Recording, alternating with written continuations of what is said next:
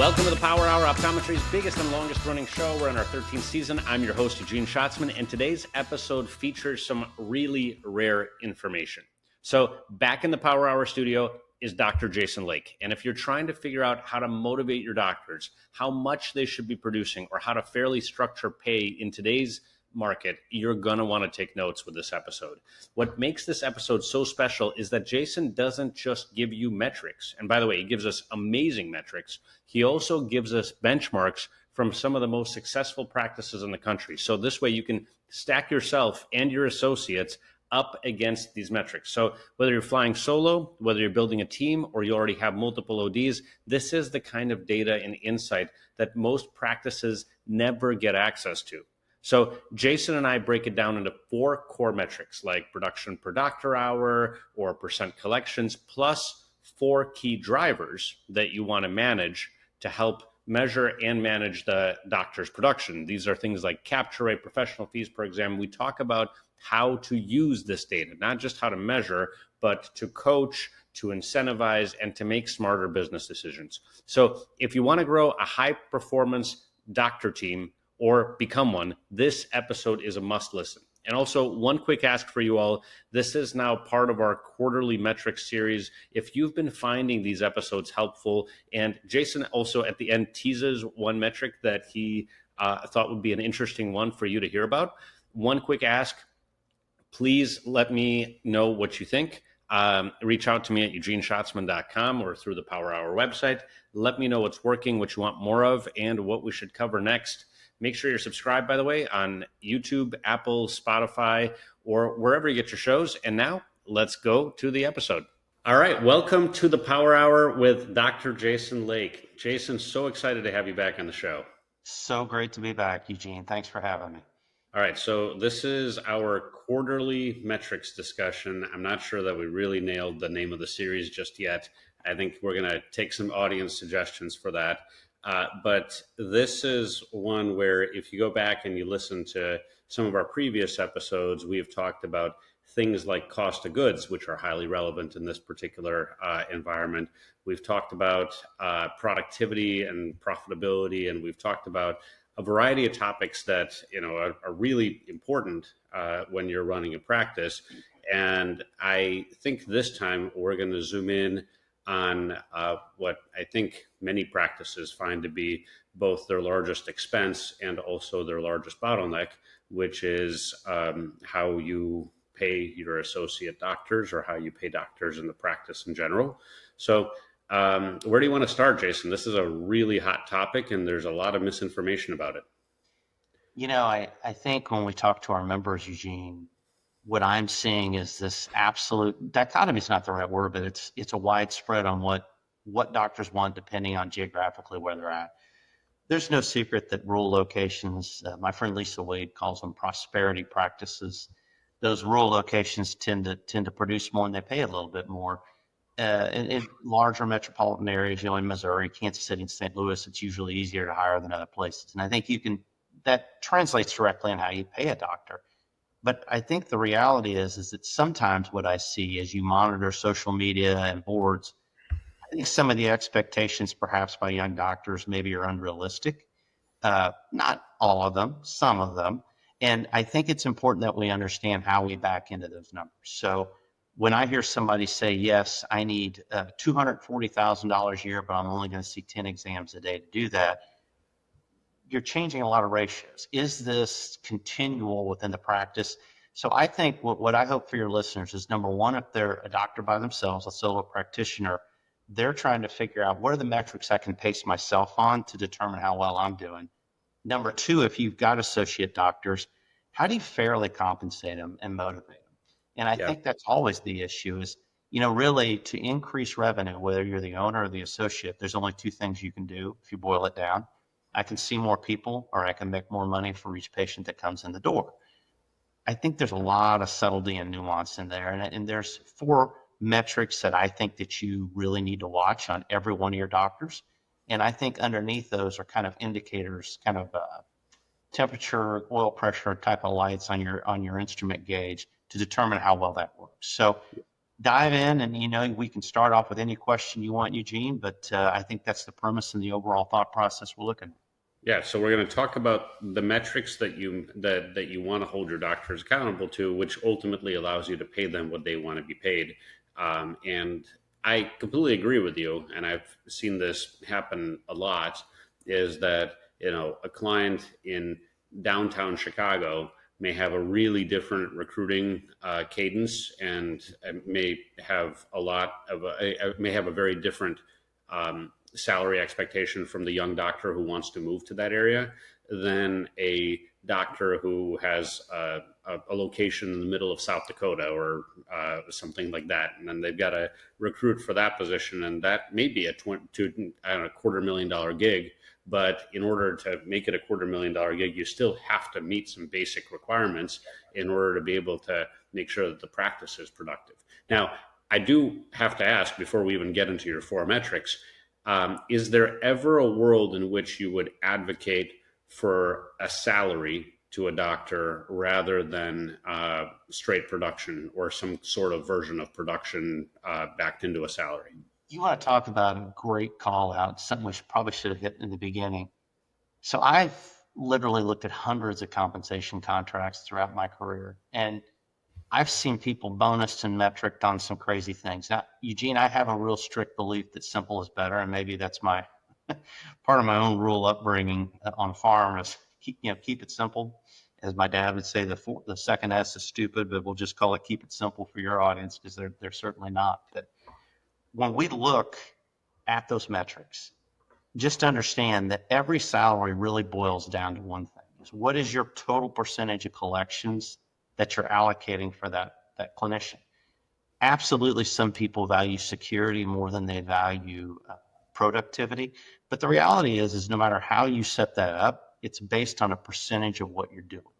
And I think that's the baseline we probably ought to hit in the beginning. From what I see, and it's one of the 4 metrics I look at, and we'll kind of hit it first, is how much of your overall collections are you allocating to a doctor? And I would tell you that without a doubt, 20% is probably the high end and 16% is the low end. Now, if you're in a rural part of our country where you can't find a doctor, you might have to allocate 22%.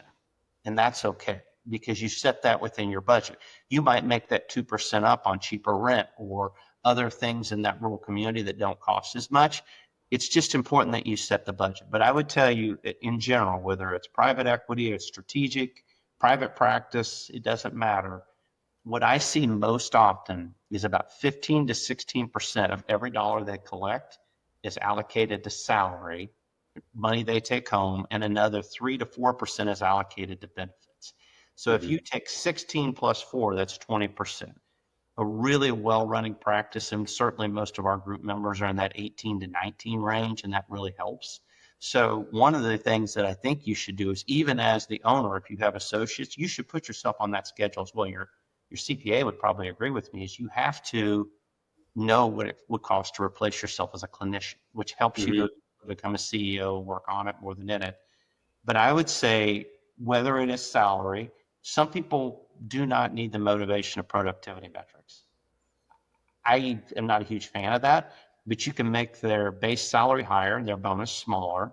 Some people are much more motivated by that, and they see a bigger upside. So we could talk about that kind of in the end when we figure this out, but you kind of, at the end of the day, I would tell you 15 to 16% needs to somehow end up in their hands, whether it's the majority salary or the majority bonus. What I see is a base of about 120 to 140 for a beginning doctor, with bonuses stacked on top of that. And we'll kind of talk about what that looks like. All right, so let me zoom in on that. We'll call it 20% a little bit. Let's say I, Dr. Schatzman, I'm working in your practice, Dr. Lake, and I see a patient today, and that patient buys, I don't know, a month of supply of contacts. And then, so that gets allocated to my 20%. Now, let's say, I don't know, there's a piece of software that you have in your practice that continuously follows up with that patient, and a month later or a quarter later or even 6 months later, that patient buys another 6 months of contacts. That's a big purchase, and whatever that is, $500 or something like that. That patient just spent on contact lenses. Does that go into my 20%? Yes. Okay, So because when it's my patient. it's whoever did the final exam on the patient receives the credit. So Okay, in other words, even if the patient doesn't come in for 2 years and you choose to extend their prescription, I'm not advocating for that. It would technically go back to the doctor that did the full exam, not okay. eyes, things like that. That's So now let's all revenue associated with that patient is given back to the doctor that did the full exam. Okay. So now let's play a game I've seen in a couple other practices. I have a dry eye patient, or I identified that this patient is a dry eye candidate. I am unfortunately not the dry eye specialist in our practice, so I set up a call, or I set up an exam with you, Dr. Lake, and I finished. I did my job. I passed the referral over to you, and you're the owner, and then you sold them a $5,000 dry eye package or $3,000 dry eye package. Whatever. Is that does that production number go to me? Do I get a bonus on that, or? Well, you could. I would have to think about inter-office referrals and how that would work, and if it's compensated by insurance and if that's legal. Uh, I'm going to take a step over from that one. I would tell you that I do not see it that way. So if I'll give you an example, two examples of your answer. One, you're the primary care doctor and they come into the office on my day and I see them for an emergency red eye. I get credit for that. Okay. The only things that are associated beyond professional fees are the retail sales. So you said there was a dry eye package. If most of that's going to be professional fees, that's going to be affiliated back to me because I'm the doctor that did the work. But like glasses and contacts, generally, little knickknack things you buy, Suns or maybe vitamins or whatever. If the doctor who did the comprehensive, 99% of the time gets credit for that. I have seen situations where a doctor might get a referral fee for like a vision therapy case or a big IPL case, something like that. Most of those are cash procedures, so that's totally legal. I would have to think about that if it was getting billed to insurance, because I think there's some innuendo and subtleties about that. But Yeah, well, and I think I've seen situations, and I've kind of talked to people. The reason I brought up the maybe not the simplest example is that I've seen situations where people say, "Well, you're not going to get credit for it, but you need to make a number of referrals, X number of times per month, and if you don't make those referrals, then you're not meeting the expectations of your job, and maybe some of your other bonus opportunities are taken off the table." that's to me, I would have to see how it was set up, but I'm not a fan of things like that. I Okay. like transparency. If you don't do the work, I'm just going to send you, I'm going to send that patient to you, Eugene, if you're a dry eye expert. I'm not, because it's just the right thing to do. 99% of optometrists are really nice people. I say this all the time. There's 1% a little sus, but the rest are super nice. And to be honest with you, I've just never had that problem in my own clinics. Like we have 12 doctors. They send them to people because that's the right thing to do. But no, if you're doing the work, you get the credit. I don't. But like I said, if I did the comprehensive exam, if they buy an associated retail product, glasses, contacts, Suns, whatever, I did the primary care exam. I made those recommendations. I should get credit for that. Okay, Again, fine. the simpler it is, Eugene, the more this is going to make sense to not only the associate, it just makes it cleaner and easier to track throughout your P&L. And truly, at the end of a contract year, when you're sitting there evaluating your doctor, you can be very clear. Hey, you did all these things so great. Here's 3 things you can improve on. If you've got to jump through 16 hoops, and I've seen these contracts, I think they're demotivating because they're confusing. Mm-hmm. Okay, fine. So we talk about the first metric, which is essentially the percent of total revenue the percent of total production that touches that doctor, and you believe that compensation should be somewhere between 15 and 20%, or 16 and 20%, and that's what we call fully loaded because that includes your benefits, not just your salary / earnings. One thing to point out is I hear owners say this, and it makes me cringe a little bit. When a doctor, to me, $1 million in annual production is what a full-time associate should bring in. That's a good baseline in today's world and economy. One of the things that I think that if you're wearing your owner hat, understand that the percentage cost of benefits decreases the busier a doctor gets. So if you have Dr. A and he is making 600,000 a year in production, and Dr. B, she is making 1.4 million in production, and the benefits are $10,000 for both doctors, which doctor do the benefits cost less on, right? So Right. you can even put in modifiers that once you get to a million, I'm going to pay you 15%. Once you hit a million, I'm going to pay you 16%. So you can also put jumpers in there like that reach that total production, because inherently you're decreasing their costs significantly as you go.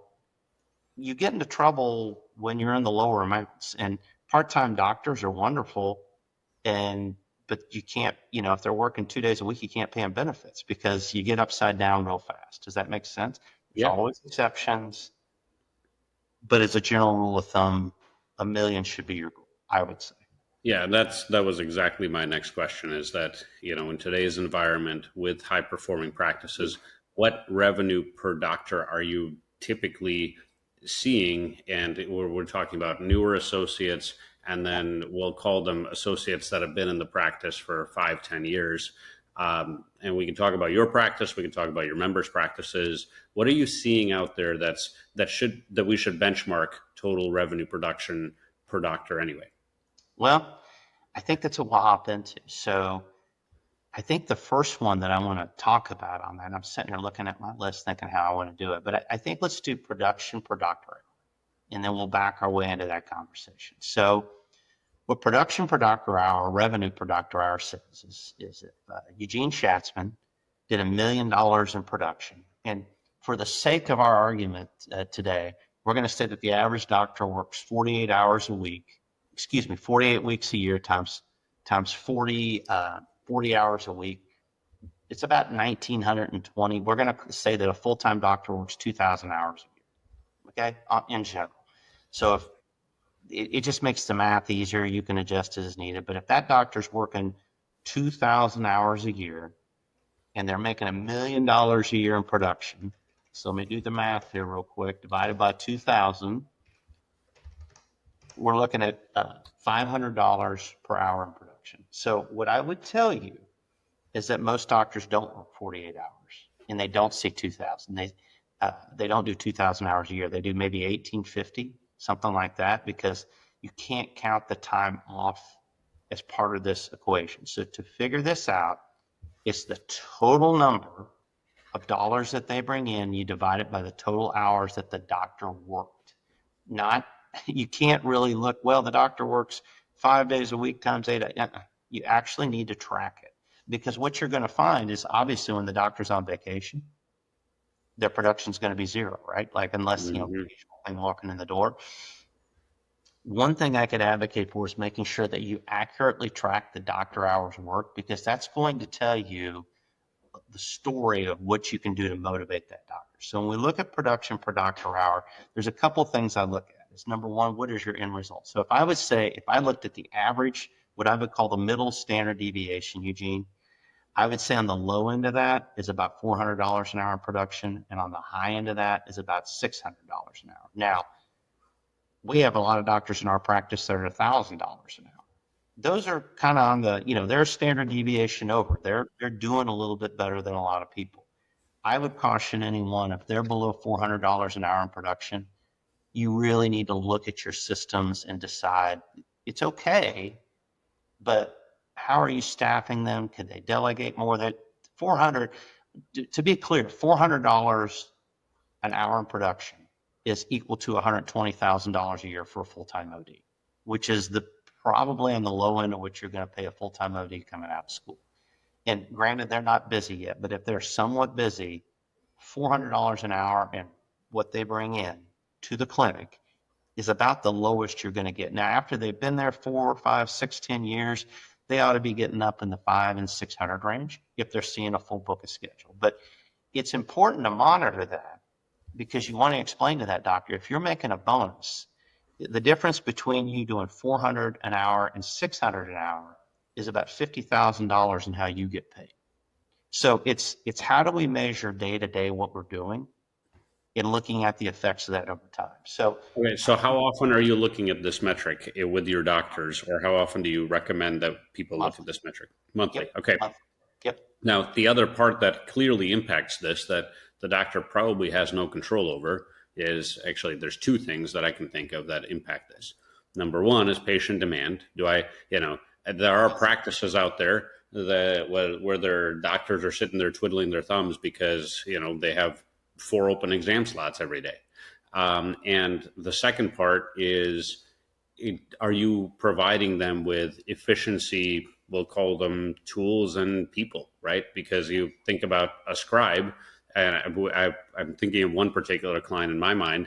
Their doctors are super efficient, but the reason they're super efficient is because they've got a scribe for every single doctor. They've got they are testing virtual, essentially everything is done virtually for the doctor. The doctor barely ever touches the computer and at all. All they're doing is seeing patients, getting up, going to the next one. They're prepped for the next patient. They're doing their handoff. The optician walks into the room before the doctor even leaves. I never even have to walk down the hall to the next. So the practice is set up to be super efficient. So of course, the doctor, can see more patients. I can do more revenue per hour, and I can do more total revenue. And in that practice, I can make a lot more money. But also the practice has now invested a lot more what I would call fixed cost, because that scribe gets paid regardless of how many patients they see, that marketing bill gets paid regardless of how many patients they see, or not get paid regardless of how many patients they see.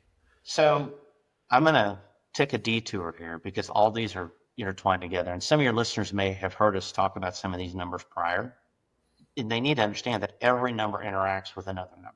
That's why that's why you have a dozen or 15 KPIs you watch, because that same number, depending on the eyes that you're looking at it in, can have a different effect, right? The number is the number, but one of the things that I think is so important here that you kind of hit on was the marketing and support. What are the doctor's exams per OD hour? And we talked about this a little bit the last time. We were talking about templated scheduling. Total exams, the total number of refractions or comprehensive good well health exams that you do, not all the 99,000 codes for your medical billing. I'm talking just the comprehensive exams. And the best way to look at that, I've always thought, is measured by refraction or S code, because if you're doing that, you've done a comprehensive exam. So when we look at that, people always say, well, Jason, what's the ideal number?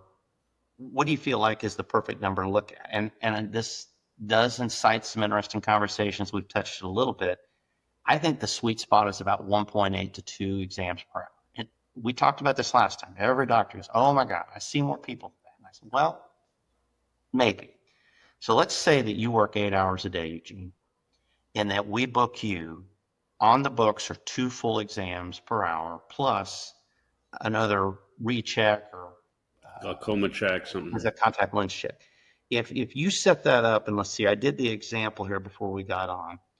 If you set that up and you said, okay, if I want to do 1.6, that's, I'm sorry, I did the exam. Okay, if I work an 8-hour day and I see 16 fulls, which would be 2 exams per hour, plus another 8 to 10 follow-up visits, that's 24 to 26 visits in a day. That's a busy doctor, right? Mm-hmm. If you book 16, you're probably going to see 14. I know that you run wonderful systems. Let's just say a couple no-shows. We don't always fill the books perfectly, but when you average that out, so you book 16 fulls and 8 to 10 follow-ups and rechecks a day, which is a busy day, 24 to 26. You probably got 1 to 1.5 technicians working them up, maybe a scribe helping you. You're moving along. If you look at it like that, 14 exams a day times 48 weeks a year, times 4.5 days a week, because you're taking off early on. That's a Thursday golf day. I don't play golf, but I assume Thursday is golf day. And you take off some early to watch your kids. That's about 3,000 exams a year. So people are like, oh my gosh, we see way more than that. I'm like, well, maybe. But if I took 3,000 exams a year and I took it by the industry average of $400 per exam, that's $1.2 million in production. And now all of a sudden the hands in the audience go down. Well, I do that and I do that and I do that. I'm like, really? Do you do that? Do you produce $1.2 million a year? Because you're only seeing 14 fulls a day taking 4 weeks of vacation and a half a day off a week to hit that number at an average number. So the reason I point that out is if you look at 3,000 exams a year per full-time doctor as the baseline, you can easily achieve that in about 1 point exams per hour. People think, well, that just seems low. It's not low when you count in all the other things that you're doing throughout the day. So Wait, really what becomes the binding factor with that? So we talked a little bit last time about every doctor has a sweet spot. And I personally think that sweet spot's about 1.8 plus or minus. But and you have to have your schedule built to schedule that. We've talked about all those things prior. What happens when a doctor is seeing too many exams, Eugene?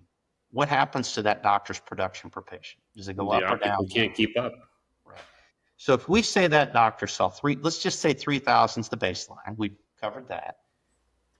If 400 is the industry average for a good practice per patient, $400 in revenue, the difference in production between $300 per patient and $400 per patient is about $300,000 a year, or $45,000 roughly to the doctor. So if I'm doing only 300 an exam, I'm going to produce about 900,000 in revenue. If I do 400 exam, I'm going to do about 1.2 million in revenue. That determines how fast the doctor can go. About 3,000 exams is really pretty good for a doctor a year. But you know what, Eugene? Dr. Bill over here may only be able to see 2,800 or 2,700 exams because that's the speed that they go at. So you either have to give them more staff, a scribe, and help them, or simply make them understand that if I make you busier and your production per patient goes down, you're making less money. You're taking home, you're working a lot harder to get less. And so I think that's the key thing is if you don't measure these things, how would you know what that sweet spot is? So it goes back to your point, we're measuring exams per hour. And when we look at that exam per hour and we know it gets perhaps a little high, what are the things that we know it's going to affect? It's going to affect capture rates and exam onlys and contact lens fits and professional fees. All those things come underneath that. So it's a little bit of a loaded question that you gave me. But in essence, when you fill it up, you should be measuring how many full exams per hour that doctor's doing. And then what are all the other things that happen after they see that number? And if they can maintain 400 an hour, maybe you could have 2.3 exams per hour. And that's what high performers do. They figure out how to do the same thing per patient and they just see more of them. And they know they're going to hit a limit and they come back down to their sweet spot. Right. So, and then we're back at your original point, which is revenue per doctor hour is a core metric that you've got to really zoom in on, because if you understand revenue per doctor hour, it's probably even less important than, because optimizing for revenue per doctor hour versus how many exams per hour they do is probably ultimately more productive, because if you optimize for revenue per doctor hour, everyone wins. It's a lead versus lag, right? Isn't the Right. productivity per doctor hour a lag measure that we said, well, this is a function of how busy you were, how good the marketing did, how well I supported you on your staff. You know, if every time that I've had a meeting with a doctor in darn near 30 years of doing this, 80% of the time when I offer constructive feedback, it is always met with, well, yeah, but you need to do this for me. And honestly, most of the time it's been really good feedback. I need another optician. My capture rate, if you teach them to do it, they'll diagnose their own problem and get that. I hope that makes sense. Yeah, and so I think that's great, and I think we'll come back to behavior change for doctors, because I think this is an area I really want to zoom in on. I want to get through your other metrics that you wanted to make sure that we covered, because ultimately it's going to come down to, here's what I need to know, and then here's how I use those metrics to impact behavior change. Right.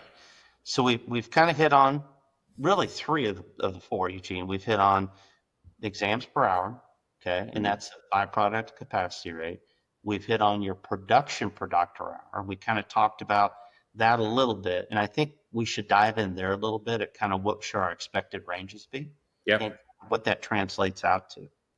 So production per doctor hour was what we said earlier. It's the total amount of dollars they bring in divided by the doctor hours that they work.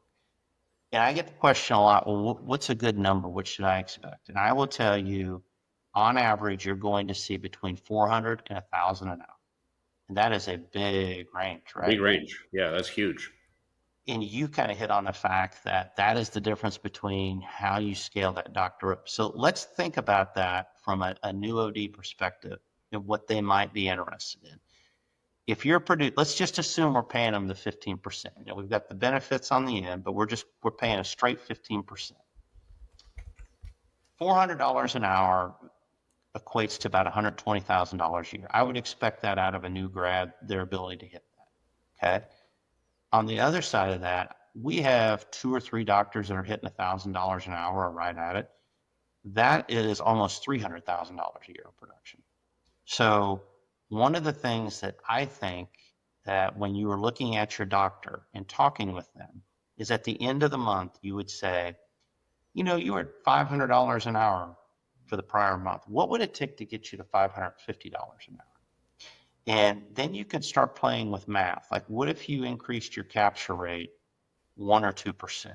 Or what if you increased your contact lens fits 3 or 4%? You know, more fits in the door equal more contacts. Or tell me about your dry eye clinic or your specialties. Or have you went and done any work on surgical or premium IOLs with your patients?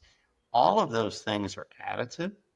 And I had a doctor one time ask me, yeah, my professional fees and my revenue per hour is down. I said, why? He goes, why? And I looked at his numbers and I said, well, you were doing 4 or 5 cases a month of LASIK last year, and you're doing 1 this year, and LASIK just slowed down, right? That's just the market we're in. I said, that's a big driver for you. So you can either figure out why that's happening, or you need to figure out something to fit the bill on that. Is it dry eye? Is it another subspecialty? Is it maybe raising those capture rates? But the why is the answer that drives you in the right direction. I hope that makes sense. I hope that wasn't too big. No, that's great. And I think that's having that conversation it sounds like it's a two-way street, because it's what can I do for you, right? What can I, the practice owner, do for you, the associate, to help you get from 500 to 550. And then also let's look at the metrics underneath the metric, right? What are the things that are driving that? And like you said, that's contact lens fits. That's your exam only. Eugene, do you want to hit those? Because you've hit the big 4, and then there's the 4 metrics underneath that are drivers to this. Okay, wait, hold on. So just make sure that the audience got it. The big 4. Okay. Number 1. Well, I don't know that we've hit this one yet. Have we talked about revenue per full exam? We've kind of touched it ancillary, but yeah, I think we need to zoom in on that one, because I've got 3 that I'm tracking. Yeah. So we already hit production per doctor hour. Yep. We hit exams per hour. Mm-hmm. Okay. Get your doctor cost. It's more of an owner probably perspective, but I think it's important for an associate to understand that. Like it makes it really hard for us to be a profitable business if this goes above 20. And the 4th is really the second major driver, is your revenue per full exam, or dollars per full exam, or collections per full exam. People call it different things. And it's probably, Eugene, one of the single most quoted metrics in our industry, because it's easy to figure out. It's your total dollars divided by the total number of full exams that you sell. And your listeners, we've gone over how to track what a full exam is. It is important that you don't track all the office visits, because it gives you an artificially low number. Yep. When you look at that, I think the industry average, depending on who you look at, in our groups, we like to see closer to 400, 450. And I think if you look at across the industry, it's probably in the low 300s. It depends on what group you're asking and when and why. And I often question, Eugene, sometimes when I see it, I'd say abnormally low. Are they using the right denominator? Did they use full exams, or are they using all the office visits? Because if you count every follow-up visit, your denominator is artificially high, and it makes that number look low. But I would say, on average, in today's world, at primary care practice, I'd like to see the low end be at maybe 300, 350, in that range. That's someone who's converting at an okay level. On the higher end, I've got doctors that get 600, 700, 800. I'd say on average, 450 to 500 ought to be kind of your goal. And that's a really just a well-producing doctor. They're doing a Okay. good job. Yeah. So if you had to coach three things, if you got a doctor with a low revenue or collections per full exam, what are the top three things you would coach? Well, it's so ironic that you led me into the four metrics that we were going to talk about, Eugene. So those are the four things that we're Okay, going so we're going to take a break right now, and then we're going to go into that answer right after this break. And we're back in the Power Hour with Dr. Jason Lake. And before the break, I asked you a question, which is that, if you're looking at collections per full exam and you're saying, man, I got one guy who's at 300 and I got another guy who's at 600, what do I need to do? What do I need to look at with the guy who's at 300, and how do I coach him to go from 300 to 350, 400, 500? And then you said, well, there's four more things we got to talk about, because we've already talked about the big four. Let's talk about the, I guess, smaller four. Yeah, are they lead measures probably that drive the? I think there are four lead measures that drive the lag. I think productivity per hour and revenue per full exam are a lag measure. At the end of the month, it's by its nature, it's a lag. That's how you do the math, right? This is how much I collected. This is how many people I saw. What are the four things that I would tell every doctor to concentrate on to drive those measures? So, in no particular order, let's start with capture rate. And I really spent a lot of time with lenses, but there's also a subcategory for frames. So when you look at that, we've established that the doctor saw X number of exams. It's the total pairs of lenses divided. So we want to figure out what's the percentage of people that bought a set of lenses from you. Okay. So when you do lenses, listen, one of the big things that your members need to understand is that a new doctor isn't going to be as good as converting as probably an established doctor. But what do new doctors have a lot of? New patients. And new patients need things. So one of the things that I tell people is, there are really, really good people at this. I would consider the Mendoza line for normal as about 50% conversion. We have seen conversion rate drop a little bit since COVID. We talked about this last time, that I think we had shared that 61, 62% is kind of the average. So in our groups are probably high performers. I'd say in the industry, it's probably closer to 50, if I had to guess, but there's depending on what source you're at. But I would say, as a good rule of thumb, if you're averaging 25 to 30% new patients, I'd like to see it 50, 55% lens capture rate minimum. Now, somebody is outballing it, might be 70 or 80%. They could go even higher. But if you're below 50 with a decent number of new patients, think about that, Eugene. You get 100 patients, 25 of them are new. So they need stuff, right? So let's just get those off as sold. That means we need to convert on 25 of the next 75 patients to get to 50%. That's 1 out of 3. Think about it. You ought to be able to hit 1 out of 3. They're not just coming in to see you because you're a nice guy or gal. They're coming in because generally it's eye health, but they also need things. So 50, 55, 60, 65 is kind of the better number, but again, some variables. So number one, I'd coach them on lens capture rate. Number two, we've talked about this before. Your frame capture rate should not be more than 10% worse than your lens capture rate. Now, why would we show a doctor frame capture rate? Well, number one, let's talk about what frame capture rate is. If frame capture rate is, of all these people that bought glasses, okay, so we had 100 exams and 60% of those bought glasses, any worse than 50% frame capture rate is not good. And what that difference between those numbers, that 60 and that 50, 60 lens, 50 frame, that's the number of people who use their own frame. That's really an optician stat. It has nothing to do with a doctor except one occasion. And the only time you will talk about this is if you have an office with 3 doctors in it, and you have one doctor that has a frame capture rate that's 20% worse than your lens capture rate. Everybody else in the office does the same thing. Same optician, same everything.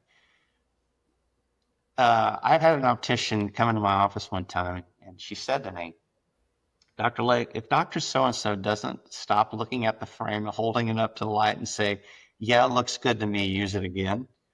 She goes, I'm going to I just laughed, and I said, that's probably not an accurate way to judge the lifespan of a frame. And I said, you're not judging wind speed here. So, I track it only if you have an outlier. Like if you have one doctor that's just crazy different, most of the time that's an optician. It's too much patient on frame. So I don't even count that, but I put it in because it's a funny story. Number two, contact lens fit rate.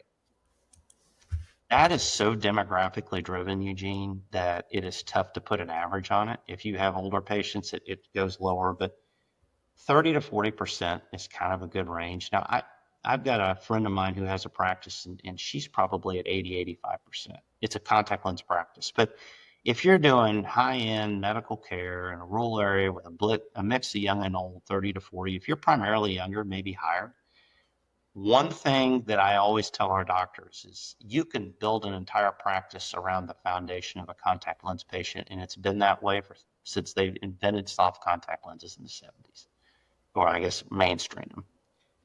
And the reason is because those patients come back like clockwork because their prescription on their contact lenses run out. And those patients, on average, always produce more revenue per patient because they usually buy glasses and contacts. Those are incredibly valuable patients, incredibly valuable. And so really I would look at that doctor's fit rate. And if they're below 30%, I would really want to dive into their demographic. Like, if you're doing perhaps all 80-year-olds or older patients, kind of like my patient base at this point in my career, you're probably going to have a lower fit rate. But if you're seeing a good blend of new and old and that number's low, I'd look at that doctor and go, well, you've got the time in your day. When you're recommending the glasses and you're going through that recommendation, unless it's just a crazy script, have you went, okay, Mr. Schatzman, I see you did this. I'm going to recommend a Verilux Crizal and a transition and your sunglasses. Have you ever thought about contacts? You'd be a great patient for it. Add that question to your recommendation list and say, we could try a free trial today and see if you like the feel of them. It is a surefire way to build your practice because you're going to hit on 25, 30% of those when you just ask the question. But if you have a low number of fits, you may be seeing too many patients, you may be too rushed, you may not have staff support. It's a pretty good indicator. Primary care practices just see that many. So definitely worth mentioning. What about the argument that first-time contact lens patients really slow the practice down? Yeah, I think that's poppycock, as my grandfather would say. No, I mean, they take an extra 5 minutes, but the doctor isn't training them. I mean, yes, it takes an optician or a technician, depending on how your office is set up, but I mean, it's a high value patient. And here's your worst case. Say that 1 out of 20 days you're running super behind schedule. I mean, hey, this is great. I would never recommend this, but if you were really that bad that day, pop the lenses in and say, hey, why don't you try them out for a few hours and come back this afternoon? We've got a little break at 1:30. Why don't you wear them for a few hours and see if you like them? Because they look good on your eyes. Come back. Or, hey, you know what? I really think these are going to be great on you. They look good. We're backed up today. Let me take these back off. Do you have time to come in later in the week to put these in? Because once they get them on their eyes and they see how good they see, they'll come back. You cannot get them to come back unless they try them on. You know what the puppy dog sale is, right, Eugene? When in the car world, when you're selling cars, the puppy dog sale. It's when you walk into a dealership and they say, "Oh, Mr. Schatzman, we're so glad you're here. I see that you're eyeing out this beautiful SUV here, this $100,000 SUV. Yeah, I tell you what, it's getting close to closing time. Why don't you go ahead and take this home for the night and just bring it back tomorrow afternoon? Just drive it around and see how it fits. Make sure it feels good." They know you're going to park it in that garage, and they know your wife or your husband is going to come out and look at it. It's the puppy dog sale. Nobody goes and shops for puppies. They buy a puppy. You play with the puppy. It's the puppy dog sale. Works the exact same way in contact lenses. You put them on. You see good. Today's lens technology is awesome. It's easy to fit. I mean, you got to put it on to give them the puppy dog. If you just tell them it's going to work, they're never going to come back. So always have them come back after you put it on, but every doctor's got 3 minutes in their day to make an extra $500. That's just the reality of it. Mm-hmm. Number 3, and this one's interesting. Professional fees per exam.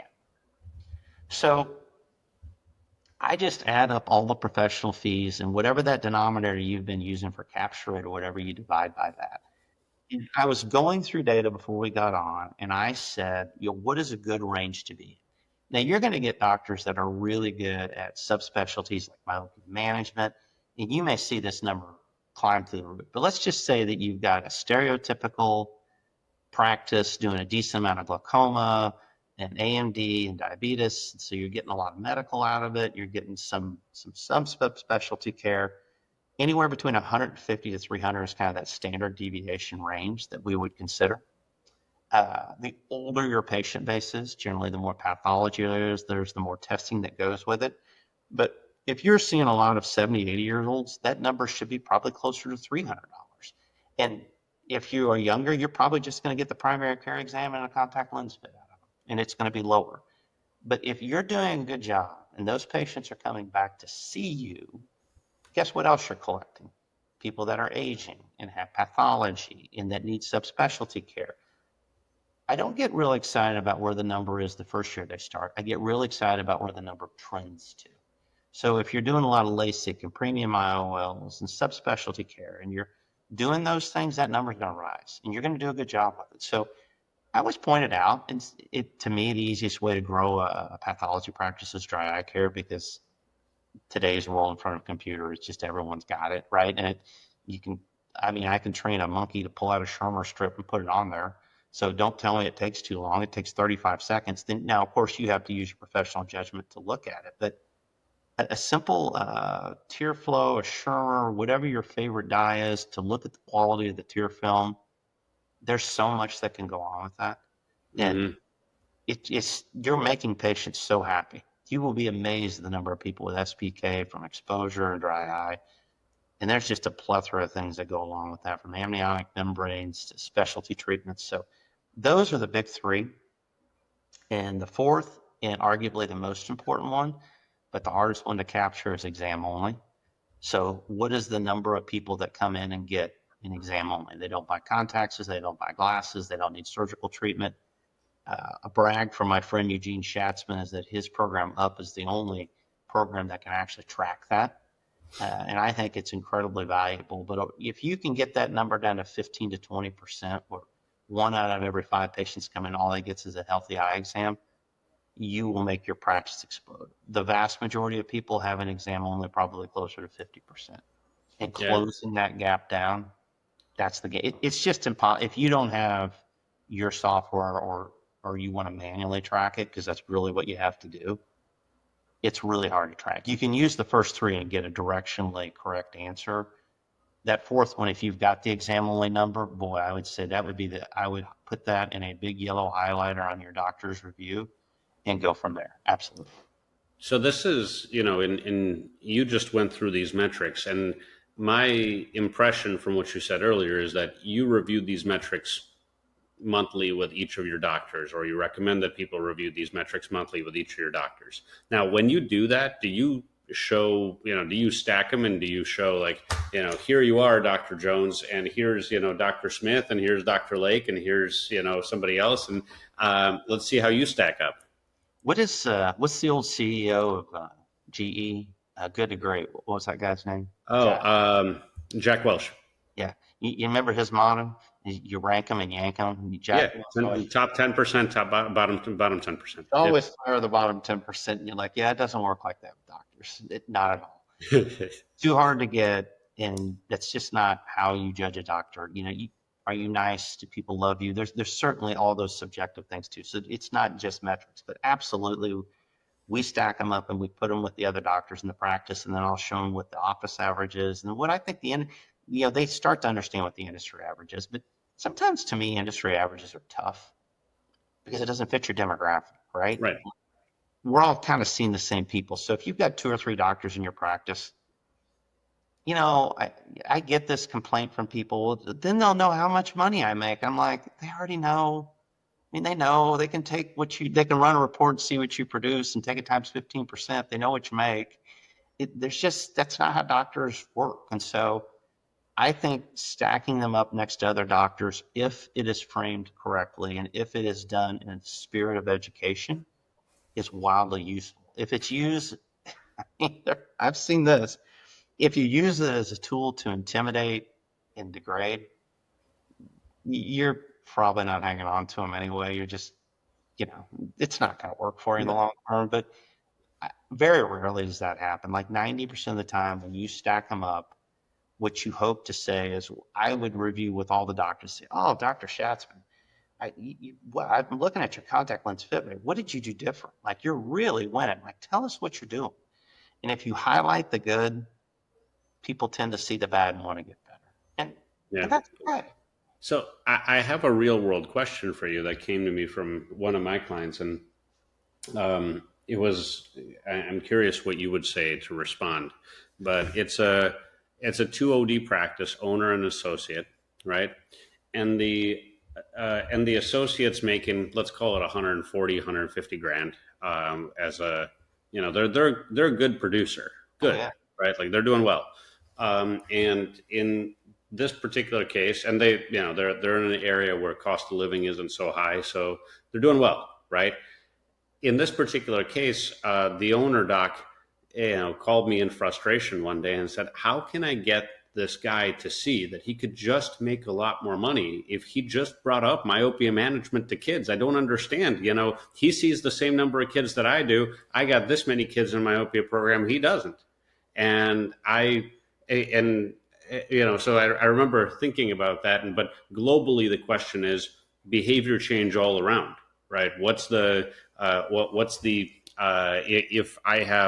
if I'm struggling with my exam onlys, if I'm struggling and I just tell you, like, listen, Jason, I don't really like to sell. This whole handoff thing you got going, it just seems too salesy for me. I'm not I don't like puppies. I don't like puppy dogs. I don't really like to sell that way. I'm just here to see patients. So you got this whole concept of, as you were saying, doctors are not car salesmen. And so you end up in a place where you get people who are just not really that motivated by the additional 50 grand. That is more common than not, number one. So I'm going to take a detour, then come back to your question. Myopia management is just standard of care now. And I applaud a lot of companies like Cooper Vision and MySight and the things that they've done to push this to the forefront. And other companies are doing it as well. But what I would explain to that doctor is that's kind of the standard of care. And that's okay if you don't want to treat them. You need to send them to me because I will. And I'm okay with that. Like, if you don't believe in it, just understand it's the standard of care. Now, I actually see this in things other than myopia management that legitimately are the standard of care. And I think it does require a conversation. Now, that being said, even if it is the standard of care, the most common thing I hear is, well, I'm not a salesman. I don't want to sell this stuff. Exactly. Totally get you and hear you. But you are a doctor and you do make recommendations. And what we do to a mixed level of success is we role play. And a lot of times I'll have them come in with me and I go through the 3 basic things that have to happen to be a high achiever. And I always say, listen, at any point, if you think I'm a salesman, write it down and we'll talk about it. But let's walk through that. Patients have to hear something 3 times before they'll act on it. So as long as you're recommending and saying what you medically believe to be true, you're not selling anything. It's called doing your job. But they're not going to hear you if you don't do it 3 times. So number 1, I finished the refraction. Mr. Jones, this is great. I'm going to recommend Verilux Crizal transition. Tell me about your sunglasses. And then I tell them to shut up and let them speak. And the patient will usually go, well, I would really like the person. Like, what do you have? No. Well, then we should probably get you some sunglasses. Tell me about your work environment. Are you working on multiple monitors? Well, yeah. Well, then you probably need a computer lens. Are you spending a lot of your day with your chin up going back and forth? Yeah. Then you need a lens that works well on a computer. And so I think those are 3 things that you're just meeting lifestyle needs. That isn't salesmanship. You get to the end of the exam, the optician walks in, Bob or Sally or whoever, and you look at them and say, Bob, I met with Mr. Jones here, and he needs his primary glasses. He wears a Verilux Crizal transition. He also is out in the sun a lot, loves to golf and fish. We talked about some polarized sunglasses. Definitely want to progressive in those too.